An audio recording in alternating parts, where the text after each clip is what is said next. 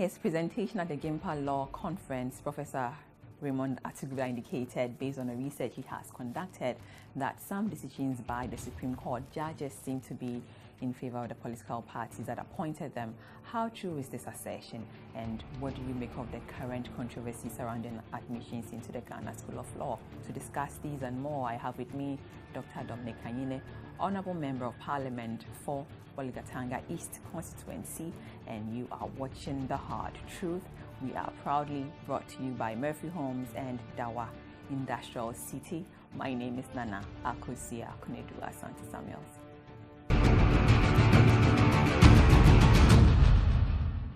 This is The Hard Truth, and I have with me Dr. Dominic Ayine. He's a Member of Parliament for Bolgatanga East constituency. Welcome to The Hard Truth, sir. Thank you very much for having me. I like your blue jacket and your blue socks. Oh, thank you. Nice combination. Thank you. It's good to have you, sir. Nice to be here for the first time. Yes. We are grateful to have you. But going on, during the presentation last Thursday at the 2018 Gimpa Law Conference, Professor Raymond Atugba revealed that after analyzing 100 Supreme Court cases, he found out that in most of the cases went so clear. Right. The judges usually vote in favor of the political parties that really appointed them. Based on your experience, 17 years ago, and observations as a senior practitioner, what do you make of Professor Atugba's research findings? I believe what Professor Atugba was trying to underscore with that research was to say whether or not, from the cases that he has reviewed, in the last 25 years, all right, the political source of the appointment was a significant variable, affecting decision making. Okay, and I think that is, if it is a research question that is framed in this way, okay, that is a very important research question. Right, but he failed to make reference to the specific cases involved in the research, so we can actually go into it deeply to get different results or outcomes. Now, do you think that it was prudent again for him to put the facts without, providing us with the missing links, for us to interrogate the issues properly? For us to be able to interrogate the issues properly, I think we need to read the entire research, paper, right? Because it is in the research paper that you can see the data, either in composite or when it has been disaggregated, all right? So that we can see, for instance, how female judges on the political cases, differed from their male counterparts. Whether or not, we can say that, as a subset, the female judges were much more neutral or impartial or were not influenced by political preferences when making decisions, and so on and so forth. In preparing for this program, I did inform you that I've not had the benefit of reading Professor Atugba's paper, and I'm looking forward to reading it, even though he has indicated that he may not be publishing it as a result of the fallout. Why would you bring out something if you're not ready to put it out there for us to look at the details? I believe it was the ex post developments, the developments after the fact that led to, I believe, his thinking twice about putting out all the, the empirical data that he has gathered. But I would encourage him, as a former colleague at the law faculty, that this is an important piece of research. You see, the issue about fidelity to executive authority by the judiciary is not a new issue. In the context of the U.S., and I think that is why the CJ pointed out that this is U.S.-type research. Okay, several studies have been made, okay, in various areas of the law. For instance, relating to gun control in America. How do Republican judges or judges appointed by Republican presidents vote? That is an important, aspect, because they are libertarian in orientation. In other words, they believe in the, the individual liberty, the liberty of the individual to do whatever, he or she pleases, to the extent that it does not infringe the law of the land. And they believe, for instance, that the right to bear arms, all right, must be enforced in accordance with the strict letter of the Constitution. And so if you do research on gun control in America, you can predict with almost mathematical certainty that the Republican judges will be against gun control, or they want the right to, to bear arms to be enforced. Whereas the Democrats will be, will be against, the right to bear arms, in a way saying that there must be stricter, a control of possession of guns. All right. So I think it's an important strain of research that we also need in this country. Now, should we do it the American way, or should we contextualize the research? Does it matter which way? Does it matter which way? Well, it does matter because the local context is important, and that context will include, for instance, constitutional history, the history of appointments of judges, the trend in the selection process, the nomination hearings and nomination and confirmation hearings by Parliament and so on. These local, factors should be taken into account in the way in which we scrutinize the data regarding the political preferences of judges. He also gave some figures to support his research. He said that, he viewed that out of 14 out of 22 National Democratic Congress appointees to the Supreme Court have given judgment in favor of the NDC. Right. And on the other hand, the new party, NPP, also had about 13 out of 16, judgments in the party. Is this enough evidence for him to conclude that judges have political? Well, you see, when an academic says a research question, right, he says the research question within the context of the universe of available data. Okay, so if you are looking at the voting preferences of Supreme Court justices, and you are looking at the political cases, what he calls the political cases, that is cases that had, an underlying political element in them, okay, you need to be careful not to import, non-political cases into your data set. So basically what he had, the universe of, available data that he had was the 100 cases that he selected. It's not, I don't think that there are more than 100 cases since 1992, since 1993 when the Constitution came into force, okay, that have been decided, that have had anything to do with, the political element that he was examining. All right. We also need maybe counterfactual research. Right. Somebody should probably come out and say, look, your definition of political cases is narrow, and that is what led to the conclusions that you arrived at. But let us expand the universe of political cases. All right. And then we can see whether or not your hypothesis will still hold. Okay, so I don't think that we should be criticizing him on the basis of the data selection, because if he has defined his research question and the universe of available data is 100 cases, that is what he has to work with. If there were 1,000 cases and he selected only 100 of them, then it will be highly problematic. I'm sure even, his own peers at the law faculty would have roundly condemned him. Though I must say one thing, you see, law, unlike political science or sociology and so on, is not very prone to empirical research, sociological research of this nature. We were not trained in law school or at the law faculty to do empirical research of empirical analysis of this nature.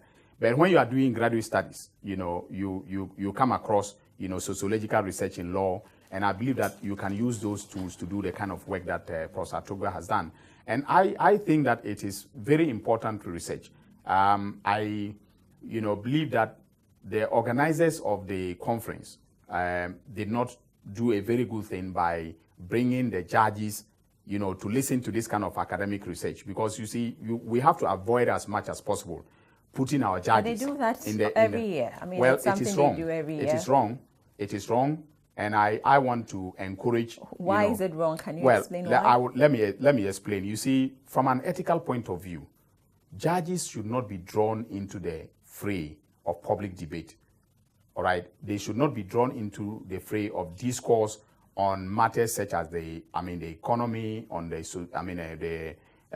society, and so on and so forth. And the reason I say that is because, see, when they have taken those public positions, subsequently, matters may come before them that bear upon the results of a research. All right, in respect of which they have already expressed a position. How will they rule? That, I think, is not something that we should be doing. And I give you the example of the United States. When I did graduate studies at Stanford University, and then Michigan, I never came across a situation where a judge was brought to an academic forum, and then asked to speak on futuristic matters that were likely to come, before the court, all right, or even to engage with other academics, on a subject matter. And the reason they didn't do that, but the judges will be brought. So, for instance, I had the opportunity to listen to some of the Supreme Court judges come to our school, to speak. They would speak on cases that they have decided, all right, and give the reasons and justify the reasons why they decided the way they have decided. That is how narrowly, tailored, the academic environment vis-a-vis the participation of judges has been in the United States of America. And it is for a reason. Okay, and the reason is that don't let judges descend into the fray of public discourse, because at the end of the day, when they do that and take positions, like we saw, with the recent, conference, and those matters, pertaining to the academic discourse that they have engaged in come before them, how will they rule? They may have to recuse themselves, because one lawyer or the other will say, look, we heard you publicly professing one position or the other, right, and we don't think that you will be neutral in this matter, so recuse yourself. In that way, we are bringing ethical problems right to the doorsteps of our judiciary. And I think that we should, as academic institutions, avoid those type of conferences. If we want the judges to come and deliver a paper on what they have been doing, all right, not on matters expressing positions that may, border on, the future, I think it is perfect.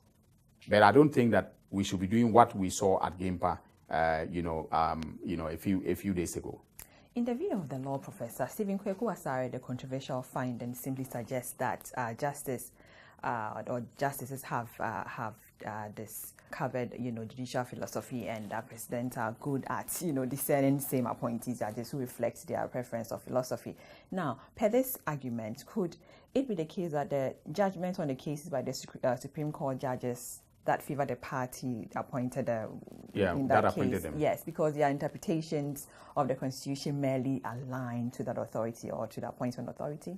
I think Professor Asare, is coming from a purely United States, perspective, because, as I said, in the U.S., they have very clear ideological positions, between the two parties, the Republicans and the Democrats. And because of that, it is very easy to predict American judges when it comes to their political preferences. So, for instance, again, I give an example of abortion. All right. Now, when abortion matters come before the U.S. Supreme Court, you can be sure that the Republican justices, or justices appointed by the Republican presidents, would usually be pro-life. In other words, they are against the right of a woman, to commit abortion or to engage in abortion. All right. And the Democrats, all right, they will uphold the right of the woman, all right, to engage in abortion. Okay, so there you have very clear cleavages between the two parties, right? Here, I am not too sure we have that kind of very red line differences between the judges appointed by the NDC and the judges appointed, by the MPP. In fact, one of the most, revealing critiques of Atubugai's research, that I read recently, is by a gentleman called Bryce Simmons, of Imani. And Bryce Simmons made a very revealing point about the fact that some of the justices that the decisions that he examined, all right, are, carry over from the PNDC era. In other words, the judges were appointed during the PNDC era. So, for instance, in MPP and then IGP on the right to demonstrate. Okay, that case was decided by a panel of judges who were, substantially, or mostly, appointees of the PNDC. So how do you account for, because the PNDC was a unitary kind of, it was, let me put it this way, a military government, right? So there was no NDC or MPP, right? And then in the judges, Archer J, from Archer JSC, from Benjamin and Co. Were all, people who were appointed by the PNDC. So in that way, how do you disaggregate their preferences to be able to say how they voted with respect to, either NDC or NPP? Because it was and that panel was not unanimous. Okay, so I think that it is important, for us to be examining the political preferences of judges, but we cannot do it along ideological lines because of the blurred lines when it comes to, the ideology of the various, the two political parties. The Chief Justice of Akufu indicated that under our Constitution, a judge will be appointed during somebody's time, and that somebody will, belong to one political party or the other. Should the lens that concentrates on the merits of each case, on the reasons of the decisions taken by the Justice of the Supreme Court, instead of, concentrating on whether the party that voted them or appointed them? I don't think, I agree with the Lady Chief Justice in one respect, and that is that given the design and structure or architecture of our Constitution, judges will always be appointed by one president or the other. Okay, and so we cannot we can't run away from that fact because it is inbuilt in the Constitution. But besides that, I don't think that fact alone is sufficient for us to say that it is an insignificant variable, all right, in judging why the judges rule the way they rule. Okay, now if you look at the internal logic of the cases alone, that wouldn't tell us much with respect to whether the judges, the judges were influenced by any extraneous factors. All right. So if you take that element, the element of party the party that appointed you, all right, and then all other things equal or constant. Okay, what will the result be? Will there be any differences apart from legal reasoning? Okay, or fidelity to the law, right, and so on and so forth. So for me, I don't think that we should discount it altogether. We should discount the appointment factor altogether by reason only of the fact that the justices will be appointed by one president or the other. I think we should look at the whole universe of variables that affect judges, in coming out with the decisions that they come out with. We'll be right back.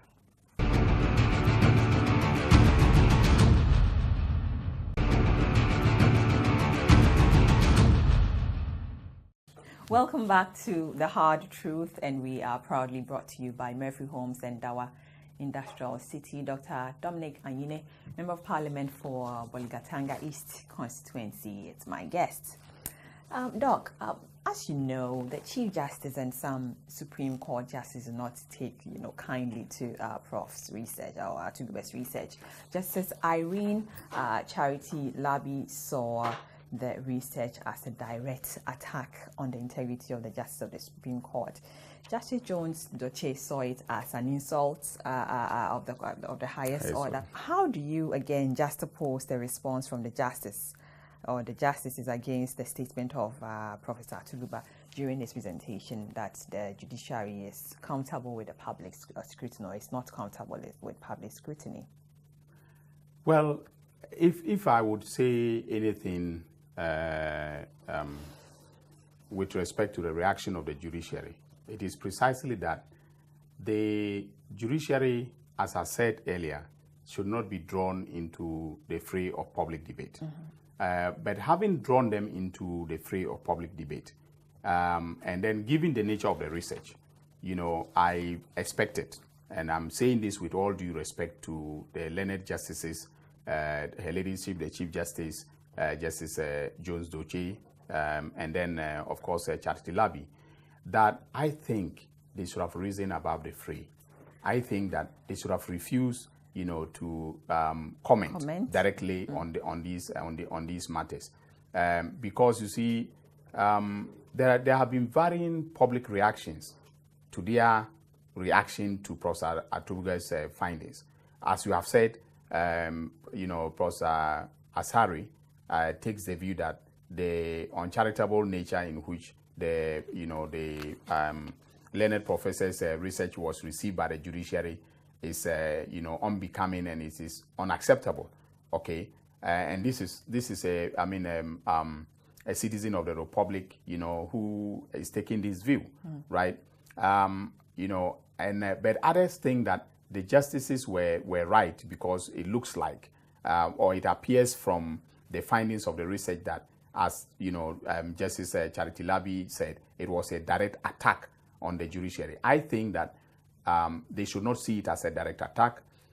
They should rather see it as, an empirical study that seeks to make findings regarding the way judges vote when constitutional political matters come before them, and maybe an opportunity for some reflection, you see, as to whether, for instance, one of them could go back, take the decisions that they were involved in, right, and then go through them and then reflect to find out whether in the background, whilst they were crafting that decision, right, the appointment accorded them by the then president or the president who appointed them was an important variable in the way in which that particular justice ended up coming down in either against or in favor of a position.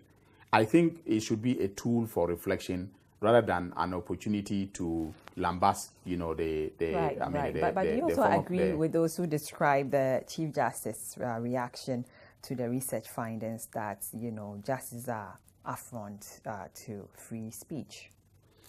When I was teaching at the law faculty, one of the things I used to tell my students at the beginning of each academic year was that they were welcome, to the Republic of Academia, and that in the Republic of Academia, free speech, all right, is respected. Academic freedom, the freedom of thought, is guaranteed, all right. Of course, there are boundaries, but I used to try to encourage them, to be as expressive as possible, be as challenging of my ideas as possible, and so on and so forth. So academic freedom, I think, within the confines of the university, is very much respected. Now, I would have thought that the Chief Justice, and the learned justices of the superior courts who were there would have seen this as an academic exercise, by a serving academic, who just wanted to examine from an empirical perspective, the voting preferences of judges. But they did not take it so. But I don't think that there was any intention on their part to attack academic freedom. They know the value of academic freedom, and I believe that it was not something intentional, on their part to try and either deride or make it look like, okay, when you are exercising your freedom as an academic, you should leave the judiciary out. For instance, you can evaluate the work of Parliament, right? You can look at the voting pattern of MPs and find out whether or not, in Ghana, I'm sure the results will be predictable because almost invariably, people vote along party lines. But that would be very, very interesting research for someone to say, let's look at the record, the voting record of MPs and find out whether, when a matter of national interest comes before Parliament, whether it is the common welfare that drives people's, voting preferences, or it is the party line. All right, and you can define the common welfare. I keep saying that. Look, Article 1 of the Constitution is the barometer for public decision making, and it says that sovereignty resides in the people of Ghana. All right, in whose name and for whose benefits, the powers of government must be exercised in accordance with the Constitution. So the welfare, principle in Article 1 is the barometer. But the question is whether when we are voting, we are mindful of this welfare principle. We, most of the time, will vote because this is the party agenda and we have to push it through. So will we say that research that also analyzes the voting preferences of MPs will be an affront, to the legislature? I don't think so. The judiciary, as I've said at the beginning, is part of the architecture, of state for the governance of this country and for the exercise of political power. Except that, the judiciary is of all the branches of government, the judiciary is the less political in the sense that it does not engage in the day-to-day political decision-making processes. But other than that, we cannot leave out the judiciary when we are doing this type of research. But some also feel that response from the Chief Justice and other justices present or your present at the presentation was an indirect caution to Professor Atubula not to publish the research findings. Is that how you see it? I don't see it that way. In defense to the Lady Chief Justice, I don't think that, there was anything that, meant that the results of the research should not be released. Okay, because what she said was, you have to rethink. All right, when she made a reference to salt, and the salt metaphor probably, gave a lot of people room to interpret her reaction in many ways. But I saw it, I'm talking about the reference to salt. I saw it as a reference to context. All right, she was simply saying that there are a number of contextual factors that you probably haven't looked at. So go back and take a look at that. And I think that is, when we present papers or seminar papers at the universities, right, when we elicit, reactions from our students, from other, colleague lecturers, and so on and so forth, so we can go back and write a better paper. So I believe that the Chief Justice's reaction... So are you saying that the paper or the findings are incomplete or is incomplete? Not exactly. Not exactly. I'm not saying that the findings are incomplete. And again, I must enter the caveat that I have not read the paper. So I cannot comment in detail, right, as to whether or not it is either an incomplete research or a complete research. But I'm simply saying that the Chief Justice had the benefit of listening to Professor Atubula firsthand. And her advice is that I think you should take account of the contextual factors. Whatever those factors are, she did not, elaborate. But a reference to American type research, gave people the impression that she was saying that this type of research is not fit. Welcome here. Fit for purpose, and therefore, please just throw it away. I don't think that is what the Lady Chief Justice said, or intended to say. But of course, I'm not holding brief for her. And I don't even believe that you, the journalist, should even be going to her to ask her to elaborate on her statement. That is not. I don't think that should. But Professor Atubula also made some very interesting presentation or comment. He said that in his view, the judiciary can be the most dangerous threat to democracy. He asked, an interesting question that I would like to comment, and I quote. He said that the judiciary checks the executive, and the executive checks the legislature. Who checks the judiciary? Now, what would you say to that? Well, I don't think that is... I again need to read his paper to find out why he said that. Because there are internal checks, to judicial power. All right? The internal checks are embedded in the Constitution. All right? The judiciary can be checked, and held to account. The process of adjudication itself is a mechanism of accountability. Judges have to give reasons for every step that they take, every decision that they make. That is the very definition of accountability, when you are held to explain your decisions, as a decision maker. All right, so I don't think that it is entirely true to say that the judges they act unchecked and therefore they are a danger to, our democracy. I think that would be overstating the fact. If the research conclusions are valid, sir, what then, or what lessons, if any, can we learn from it? Well, as a country, it means that we have to abide by the constitutional injunction to, appoint men and women of integrity, all right, to the judiciary. If you look at the provisions of the Constitution on appointments of judges, one critical, one critical provision is the one relating to the integrity of the person, that the person should not be someone who suffers from moral turpitude. All right, and I'm saying this because, you see, when you have men and women of integrity, at the judiciary, their decisions will bear, will be delivered, bearing in mind the most important moral compass, and that most important moral compass is the Constitution. Fidelity to the Constitution will be the primary determining factor for judges. All right, fidelity to the Constitution and law that is not inconsistent with the Constitution will be the primary, determining factor, not the preferences of the judge, her relationship with the parties, her ethnicity, and so on and so forth. But in this country, sometimes we tend to bury our heads in the sand and pretend that nothing is happening. At the bar, lawyers talk a lot about issues of ethnicity. They talk a lot about issues of relationships. They talk a lot about issues of politics. All right, but they will not come out publicly to say that this judge is politically biased. But when you have and it is not only about Supreme Court cases. You have High Court decisions. All right, the recent one, relating to Exton Cubic.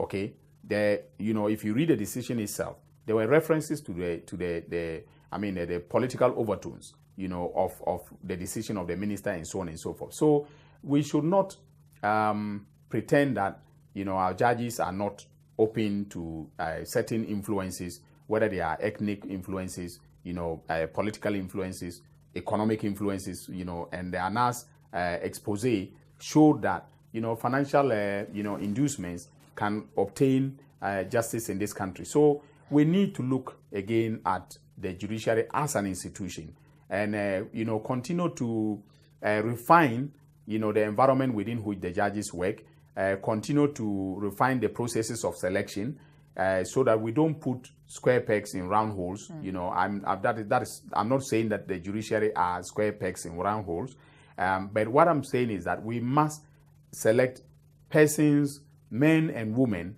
of integrity. All right, proven integrity, a track record of academic excellence, because sometimes we tend to think that, academic, excellence is not an important attribute of judges, but you must be academically smart to be able to understand the law, to be able to understand, the workings of the law in practice and so on and so forth. So I think that these are the factors that we need to consider, before we come to any judgment with respect to what our judges do. The General Legal Council laid the regulations in Parliament in mid-December 2017 in response to a Supreme Court order for a clear admission procedure into the university or the School of Law. Now, among other things, states that the council will conduct an entrance exam for the admission of students to the school and conduct interviews for applicants to gain admission. Many see the LI as a grave injustice to many Ghanaians because it puts too many impediments on the part of prospective lawyers. What's your thought on this? I am one of those many Ghanaians who think that the LI, is unjustly treating young people in a manner that they ought not to have been treated. I have been an advocate for the liberalization of legal education, and when I say liberalization, it does not necessarily mean, as the General Legal Council wants all of us to believe, that we are advocating for the opening of the floodgates, and that we want standards to be lowered, that we want anybody who holds an LLB degree to become a lawyer. That is not what we are saying. For me, I think that when the Legal Profession Act was passed, in 1960, we had a population that was far, far, far lower than the current population. We were a fledgling democracy. Our market economy, or the size of our economy, was lower, and so on and so forth. We have developed beyond where we were in 1960, and the legal services market itself has expanded. Because of our constitutional democracy, more young people see law as not only a prestigious profession, right, but they also see it as a means of economic livelihood, a means of earning, a living, and escaping, poverty, coming from the, the lower, echelons of society, to the middle class, or even, past the middle class into the upper middle class. So we as the let me be careful. So what are you saying? Are you saying that yes, we should open the doors for everyone who wants to, or we should have some standards? We should interview exam. I think we should scrap the interview, right? I think that we should have a national bar exam, which is a terminal exam for every person who wants to become a lawyer. Once they have the minimum qualification, which is the Bachelor of Laws, right? And then they study the requisite subjects, such as constitutional law, law of contract, Ghana legal systems, and so on, right? Once they have that, okay, then they should be given some practical, legal education in civil procedure, criminal procedure, conveyancing and drafting, and then, maybe advocacy and legal ethics. And after that, they should all be allowed to write a national bar exam set by the Board of Legal Education. That is what is done in other parts of the world. And in the US, for instance, if you finish your Juris Doctor, that is a JD degree, which is the equivalent of our LLB anyway. Okay, you take the summer to do what they call the bar review or bar brief, all right? And there you just study the practical, legal subjects, okay, such as, civil procedure, criminal procedure, law of evidence, and so on. And then you take the bar. So from June, when you have finished your JD, in September, you take the bar, and by October, you are called to the bar. Are we more intelligent than the American lawyers who are produced by this system? Okay, some of the smartest lawyers on this planet are from the United States of America. I see. But a group calling itself the Concerned Law Student has described the new LI as a deliberate attempt by the GLC to frustrate them, something they consider the violation of their rights. Is that the way you see it too? I think so. And I would be one of those people in Parliament voting against the new LI when it comes. I am sorry to be saying this, because I was Deputy Attorney General, and the General Legal Counsel is under the Attorney General's office. We brought a bill. Let me say that there was a bill tabled to reform the system. Somehow, the bill didn't see the light of day before we left office. But I think that it is high time we looked at the framework, of the legal framework governing professional legal education in this country. And I am advocating for a legal education act that is separate from the current law that merges the governance of the legal profession itself with legal education. In other words, we need to take that out as a separate topic and then deal with it comprehensively and solve these problems that are taking place. You see, I'm saddened by the fact that students who have been taught by the professors who taught me, okay, such as Professor Kumado, Professor Mensa Bonsu, Christine Doona Hamon, and so on, are roaming the streets of this country, and people are telling them that they cannot become lawyers because they are less, they are less qualified or they are less intelligent. I don't believe so. I have taught some of those students, and some of them are more intelligent than I am. And if I could become a lawyer, I think they should also be given the opportunity, at least to write the bar exam and fail. But what is happening now is that they are being excluded by a very arbitrary system, okay, of admission. Very, very arbitrary system of admission that, makes it impossible for a larger number of them to gain admission to the law school. And I think that is really bad. The equality of opportunity is not being given, and that is a constitutional right. We'll be right back.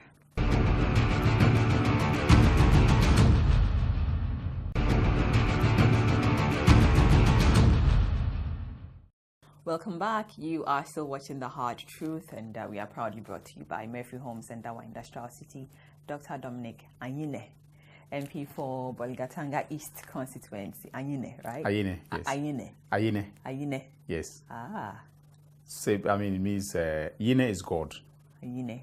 So yes, what is God. Ayine? Ayine is a person who is named after God, like Nyami. Oh. Nyami, okay. Yeah. So Dominic Nyami. Yes. Now, the registrar of the Ghana School of Law, Nana Osei Bonsu, has justified the rigorous admission procedures of the school, saying it is to ensure quality. He insists that there are some products from the faculties who do not really meet the standards of the required or to do law. Isn't he making a valid argument? The issue of quality, the regulation of quality and the expansion of intake are not mutually exclusive. You can expand intake and still maintain quality standards. So I think that it is just an excuse to continue doing what they are doing now. And the reason is very simple. You see, if we wanted to increase the numbers or to allow as many people as have applied and qualified, to hold the LLB, right, into the professional legal program, the professional law program, we could have, for instance, allowed the faculties to run what I call clinical legal programs, so that after the LLB, they run a clinical legal program that is supervised by the General Legal Council or the Board of Legal Education. And then they will now set the quality standards of tuition in these, faculties that are running the clinical programs. And after that, they must have an inspection, a quality inspection, unit, okay, that ensures that the quality standards are maintained by all the institutions that, that teach the professional law courses. If you look at the current Act 32, all right, it provides for alternative institutions of instruction.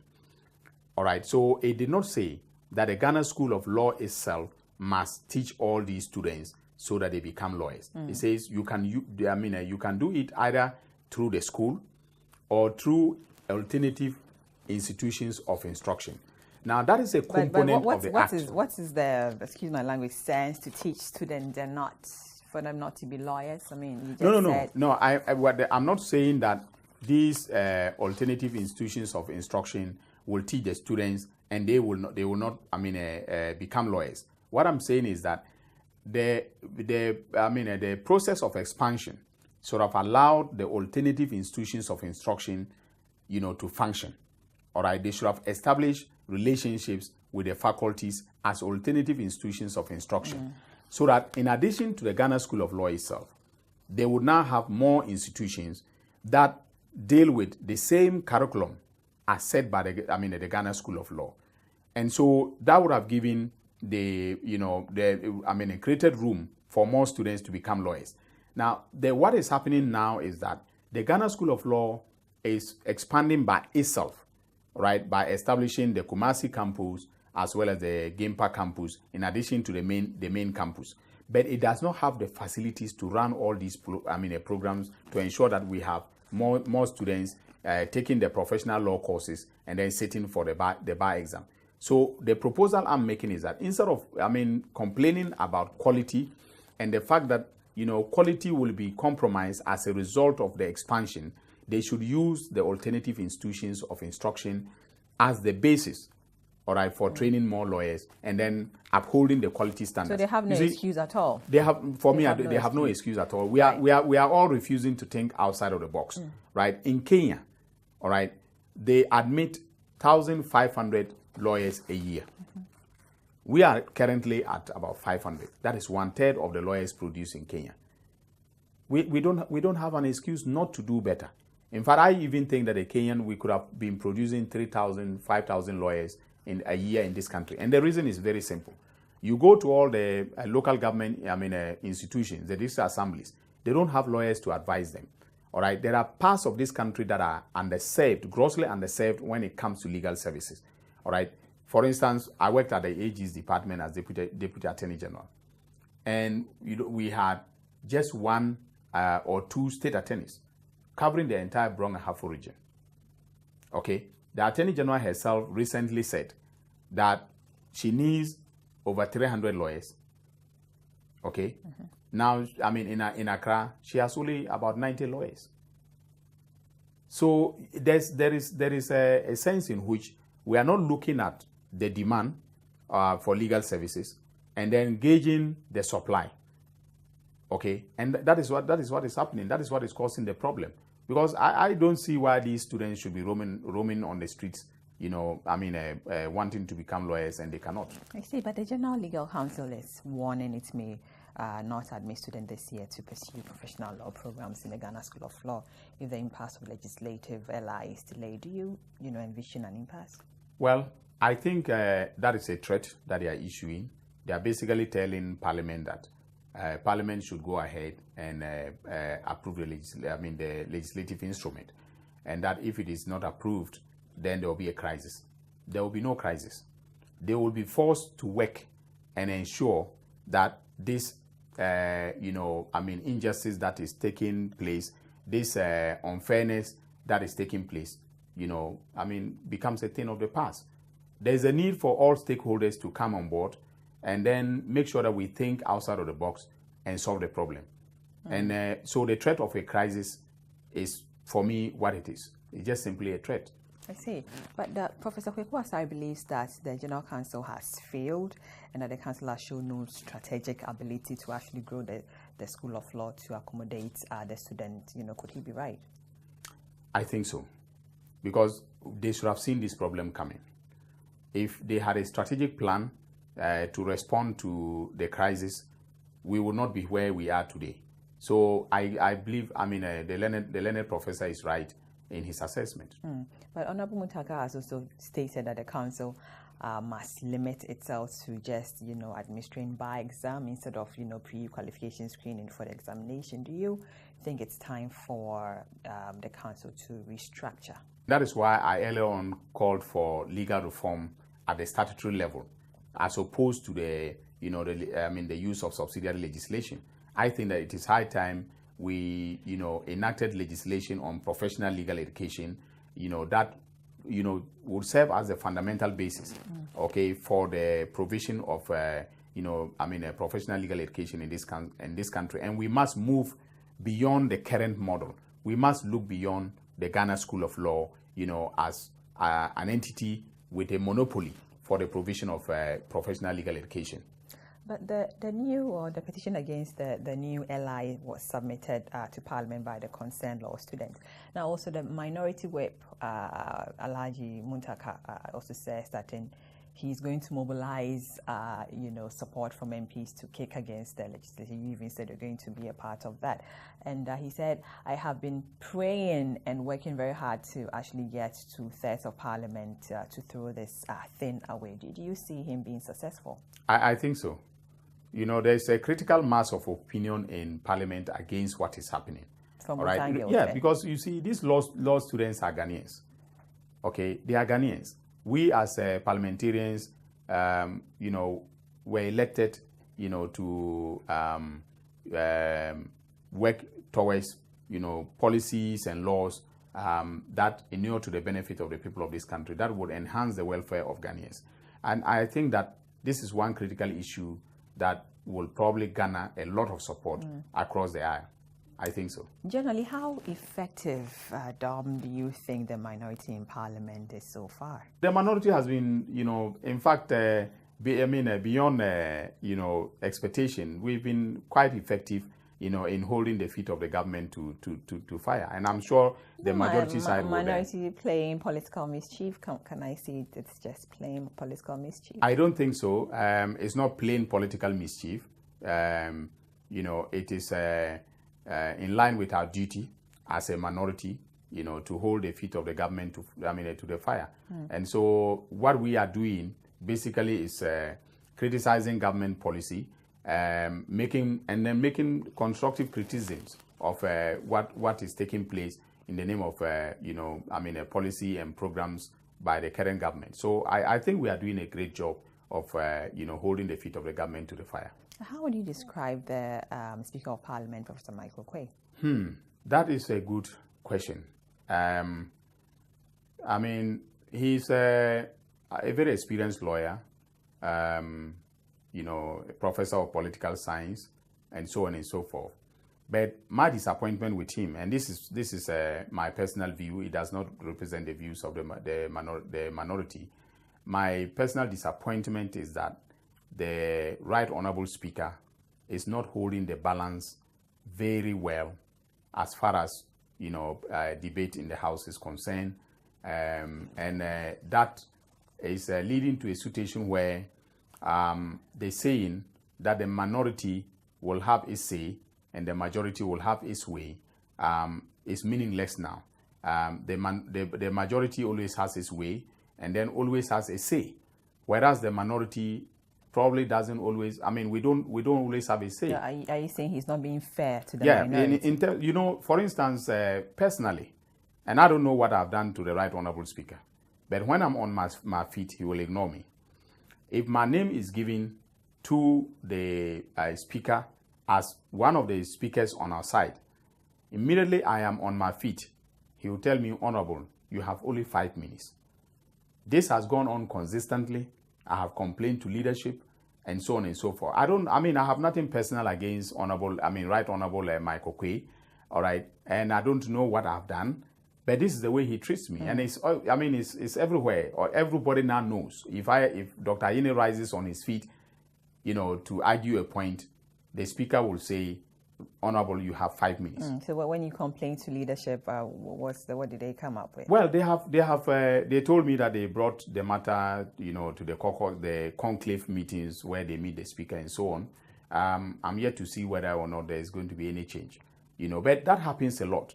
And our side is not really very happy with the way he manages, the time when it comes to, the debate on important national issues. As I said, I'm not criticizing the Speaker. I'm just simply saying the truth. This is what happens. Everybody knows it. And it should not be happening in our democracy.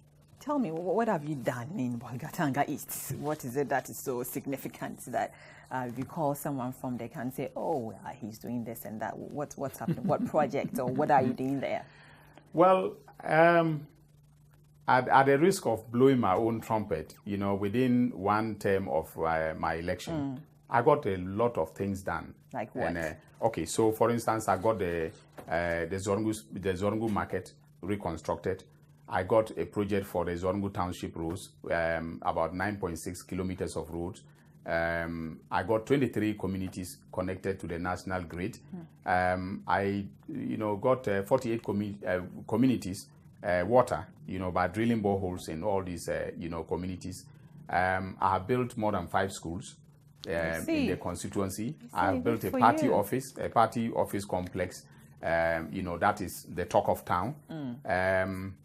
I'm building a community library, which is, not that I'm building it personally. I source, assistance to build it and so on. So many things took place within the 4 years.